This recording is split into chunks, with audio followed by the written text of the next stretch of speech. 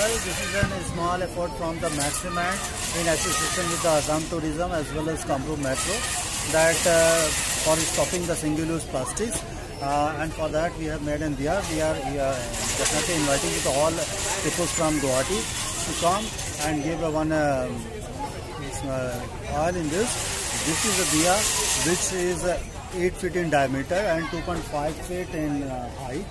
And inside the Diya we can contain at least 1,000 liters of oil. And basically it's an awareness program to stop the single-use plastic, because this is really very dangerous for the human being and for our coming generations. Thank you very much.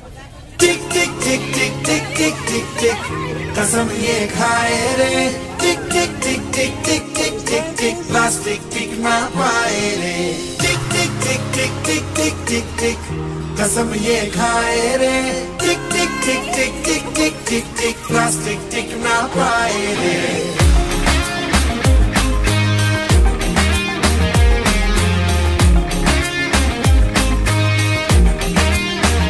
अगर सुन लो जो संभले ना हम तो बम ये फट जाएगा कि बहती सी है नदियाँ का ये पानी रुक जाएगा